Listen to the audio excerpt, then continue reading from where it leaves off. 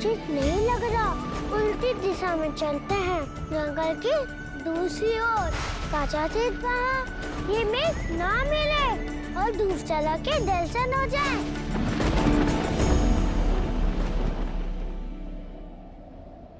प्रभु, मुझे अत्यधिक चिंता हो रही है मारुति की।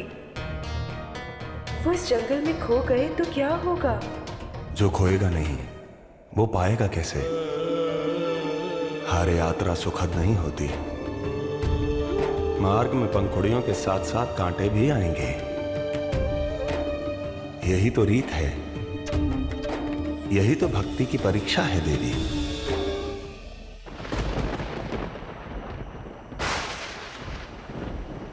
क्योंकि प्रकाश की आवश्यकता सबसे अधिक तब होती है जब अंधकार सबसे प्रबल हो। सत्य कहा आपने प्रभु। यहाँ मारुति इस जंगल में खो जाने को है और वहाँ माता अंजनी के सम्मुख एक चुनौती आन खड़ी हुई है। स्वामी, स्वामी। क्या हुआ देवी? आप इतनी चिंतित क्यों लग रही हैं? सब ठीक तो है ना? कुछ ठीक नहीं है स्वामी। हमारे पास समय बहुत कम है और हमें बहुत सारी तैयारियां करनी है। तैयारियां? हाँ। कैसी तैयारियां? स्वामी, आपको स्मरण नहीं है? पिछले माह हमारे यहाँ एक ऋषि आए थे जिन्होंने हम तक ये संदेश पहुंचाया था कि पंचमी को हमारे महल ऋषि दुर्वासा पधारने वाले हैं। हाँ तो स्वामी, पंचमी कल है। इसका अर्थ ये होता है कि भोर होते ही ऋषि दुर्वासा हमारे द्वार पर खड़े होंगे। हम तो ये बात भूल ही गए थे। अच्छा हुआ आपको स्मरण रहा, अन्यथा अतिथि सत्कार में हमसे अवश्य कोई न कोई कमी रह जाती। स्वामी, ये कोई ऐसे वैसे अतिथि नहीं है, ऋषि दुर्वासा हैं। इनका क्रोध विश्व विख्यात है। आपको पता है, छोटी सी छोटी बात पर भी इनका क्रोध आकाश छू लेता है और यदि किसी को अभिशाप दे दिया ना तो उसकी तो दुर्दशा निश्चित है। ईश्वर, यदि किसी कारणवश वो हमारे मारुति पर क्रोधित हो गए तो, और उन्होंने हमारे मारुति को अभिशाप दे दिया तो? नहीं नहीं नहीं नहीं, हम इतना मन लगाकर उनकी सेवा करेंगे ना कि उन्हें क्रोधित होने का अवसर ही नहीं देंगे। चलिए ना, चलिए स्वामी, उनकी सेवा की तैयारियां करते हैं। अब व्यर्थ ही विचलित हो रही हैं। अभी मध्य रात्रि है, प्रातः होते ही हम तैयारियां शुरू कर देंगे। अभी आप विश्राम कर लीजिए। नहीं स्वामी, बात यदि हमारी होती तो हम चिंता नहीं करते, किंतु यहाँ बात हमारे मारुति की सुरक्षा की है। कब से भटक रहे हैं हम मित्रदू, पूरे जंगल को घूम चुके हैं, परंतु लगता है काले मृगों ने संपूर्ण आकाश को ही ढक लिया है। ऐसे में कैसे मिल पाएंगे आपके दर्शन? हम बहुत थक गए हैं, भूख भी लगी है।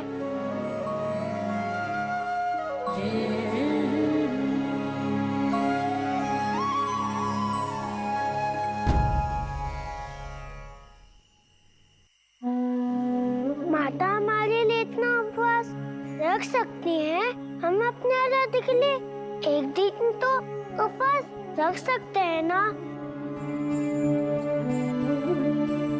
अभी थोड़ी देर के लिए सो लेते हैं। सुजाता, सुरीली, रजनी, कहाँ हो? सबके सब जाग जाओ। कहाँ हो सब? क्या हुआ महारानी? हमारे पास ढेर सारा कार्य है किंतु समय बहुत कम। पर आप इतनी घबराई क्यों हैं? सुरीली, दासियां, सेवक, सेविकाएं, रसोइये, माली, जितने भी कर्मचारी हैं महल में, सबको जगा दो और सबको शीघ्र अतिशीघ्र हमारे सामने उपस्थित कर दो।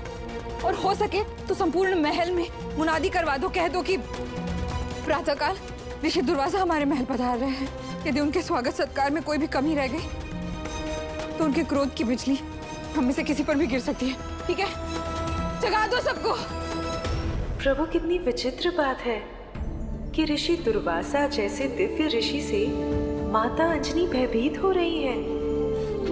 माना कि ऋषि दुर्वासा अपने क्रोध के लिए प्रसिद्ध है, परंतु सारा संसार जानता है कि वो बाहर से जितने कठोर और निर्मम है, भीतर से उतने ही उदार और मंगलकारी है। माता अंजनी, जो स्वयं आपके मारुति अवतार को जन्म देने वाली तेजस्वी नारी है, उनका यूं ऋषि दुर्वासा से भयभीत होना कुछ समझ नहीं आया प्रभु। देवी, जीवन चक्र का कोई रहस्य आपसे छुपा नहीं है, परंतु आपको यह ज्ञात नहीं कि ऋषि दुर्वासा से भय का कारण माता अंजनी का पूर्व जन्म है, और इसी कारण माता अंजनी ऋषि दुर्वासा के नाम से ही विचलित हो उठती हैं। देवी, पूर्व जन्म? ये आप किस घटना की बात कर रहे हैं प्रभु? देवी, ये वो घटना है जो माता अंजनी को स्मरण भी नहीं, किंतु उनके अंतर मन को पूर्व जन्म की इस घटना का आभास भली भांति है, और उससे जुड़े भय का भी, जिसका कारण एक श्राप था। कौन सा श्राप प्रभु? माता अंजनी अपने पूर्व जन्म में एक अप्सरा थी, उनका नाम पुंजस्थला था, एक विलक्षण शिव भक्त। इस श्राप का एक विशेष महत्व है देवी, क्योंकि इसी अभिशाप के कारण माता अंजनी को मारुति के समान एक दिव्य संतान की प्राप्ति हुई है। प्रणाम देवी, आपकी पूजा में बाधा डालने के लिए क्षमा चाहता हूँ, परंतु देवराज इंद्र ने ये इच्छा व्यक्त की है कि आप उनकी सभा में उपस्थित हों और अपने नृत्य का प्रदर्शन करें।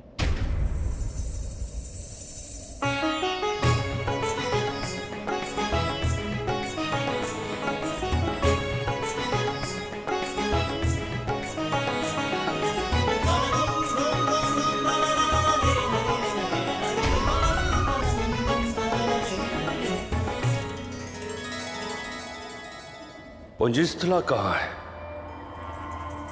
आप हमारी वार्ता देवराज इंद्र तक पहुंचा दीजिए। उनसे कहिए कि अगले 1 माह तक हम शिव जी की अर्चना करेंगे। हम उनकी इच्छा का सम्मान नहीं कर सकते। इतना दुस्साहस! उसने देवराज इंद्र को मना किया।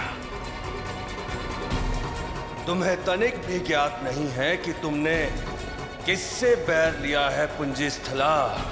हमारे प्रति पुंजस्थला की जो भक्ति, जो निष्ठा थी, उसे देखकर देवराज इंद्र को ना केवल ईर्ष्या हुई, अपितु उनके अहम को ठेस भी पहुंची। ओम नमः शिवाय। इसे अपना अपमान मानकर इंद्रदेव ने पुंजस्थला से प्रतिशोध लेने की ठान ली।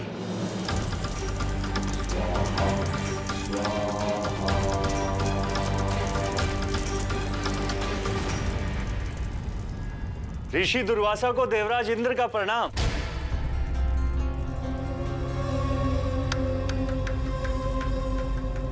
एक सन्यासी के आश्रम में देवराज इंद्र का आगमन? क्या आपके सिंहासन पर किसी असुर की कुदृष्टियां पड़ी है? आप तो हमें लज्जित कर रहे हैं ऋषिवर। हम तो यहाँ केवल एक छोटी सी विनती लेकर आए हैं। हमारे दरबार में एक अत्यंत धार्मिक व पवित्र हृदय अप्सरा है, पुंजस्थला। ऋषि मुनियों के सेवा सत्कार में उन्हें अत्यंत संतुष्टि प्राप्त होती है, तो उन्होंने हमसे आग्रह किया कि हम आपको और आपके 10 सहस्त्र शिष्यों को स्वर्गलोक में आमंत्रित करें। वो आप सबके लिए कल एक महाभोज का आयोजन करना चाहती हैं।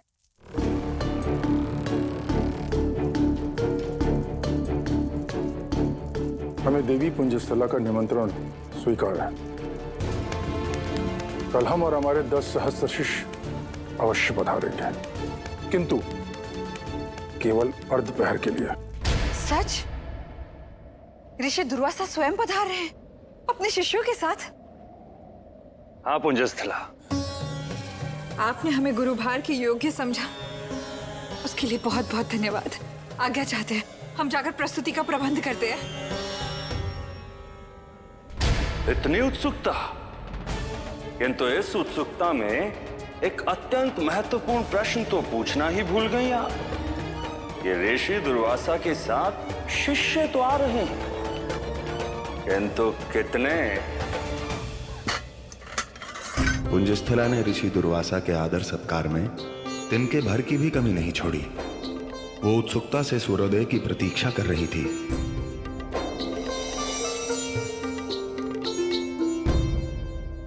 प्रणाम देवी, ऋषि दुर्वासा अपने शिष्यों के साथ पधार चुके हैं।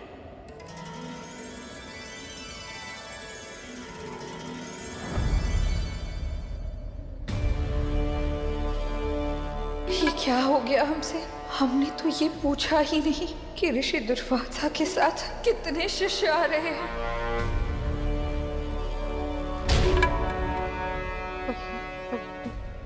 प्रणाम ऋषिवर।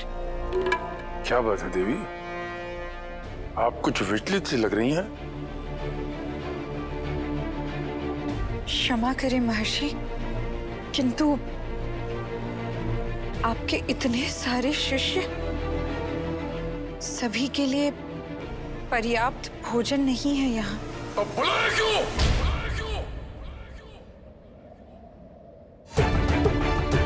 अतिथि देवो भव। कभी सुना तो नहीं? आपने अतिथियों को आमंत्रित किया, फिर उनका अपमान। नहीं नहीं नहीं, हे ईश्वर, हमारा ऐसा कोई उद्देश्य नहीं था। वास्तव में हमें ज्ञात ही नहीं था कि आपके शिष्यों की संख्या इतनी विशाल है। वो आपके स्वागत की अधीरता में हम ये पूछना तो भूल ही गए थे। अब हमें बस थोड़ा सा समय दे दीजिए, हम पर्याप्त भोजन की व्यवस्था बस। याद ही नहीं था। आपकी अधीरता प्रमाण है आपके अशांत मन का। ऐसी चंचलता अप्सराओं को नहीं, केवल वानरों को शोभा देती है। आपने हमारा और हमारे शिष्यों का अपमान किया है।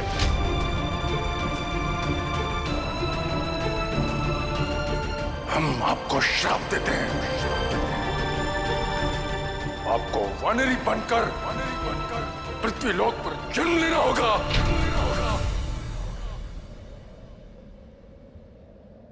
ओम नमः शिवाय।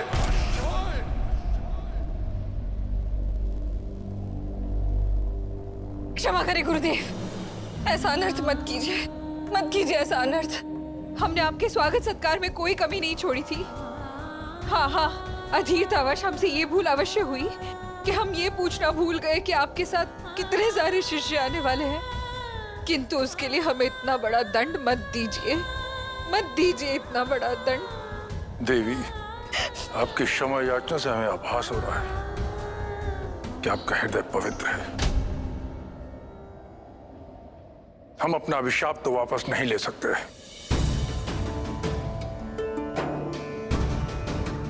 किंतु आपको एक वरदान अवश्य दे सकते हैं। यदि भी वानर कुल में आपका जन्म लेना अब अनिवार्य है, किंतु आप एक ऐसे दिव्य शिशु की जननी बनेंगी जो आपके गौरव को समस्त संसार में प्रचारित करेगा और चिरंजीव होगा।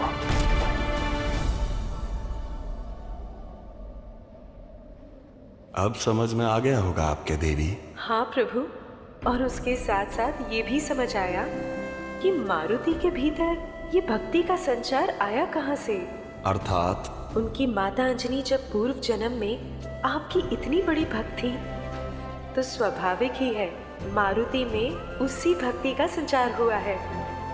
किस प्रकार एक अभिशाप वरदान में बदल सकता है, उसका साक्षात प्रमाण है पुंजिक सलाका देवी अंजनी के रूप में शिववंश मारुति की माता बनकर जन्म लेना। आपने मेरी जिज्ञासा तो शांत कर दी प्रभु। अब तनिक मारुति की भी सहायता कीजिए, जो इस समय इस भयानक वन में फंसे हैं। हमसे उनकी पीड़ा देखी नहीं जाती। वो स्वयं भटके हैं, अपना मार्ग भी उन्हें स्वयं ही खोजना होगा। इधर नहीं आ रही। माता यहाँ होती तो हमें स्टोरी सुनाकर हमें सुला देती। चंदा खोया सपना नगर में, अखियों में आई इंडिया। जितना प्रेम जितनी शांति है माता के स्वर में, वो हमारी कंठ में क्यों नहीं? माता, बार बार आपका ही चेहरा हमारी आंखों के सामने क्यों आ रहा है?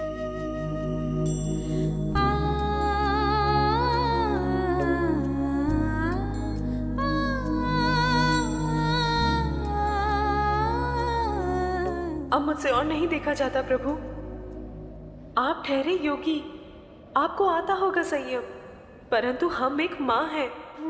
मारुति की ये व्यथा हमसे सहन नहीं होती।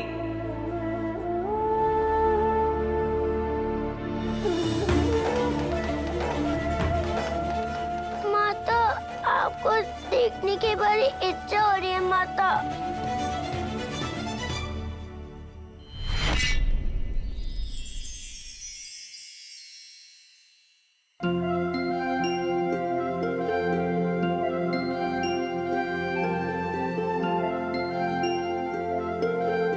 मारुति,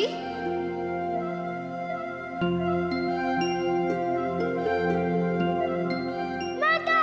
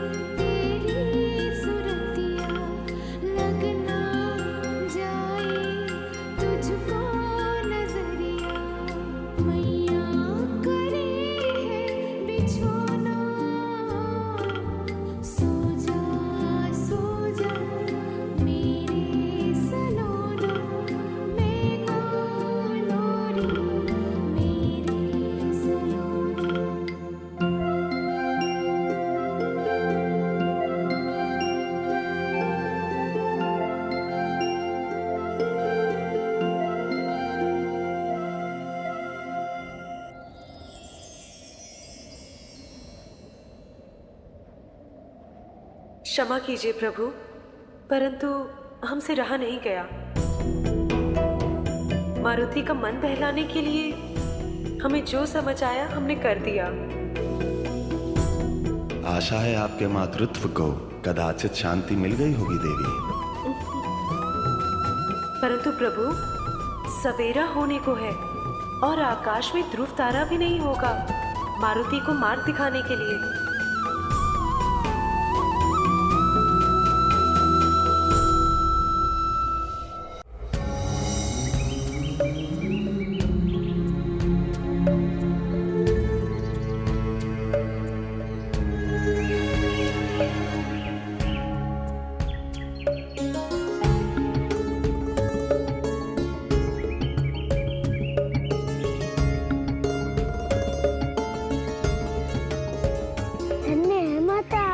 हमारी पुकार सुनकर हमारे सपने में आ गई।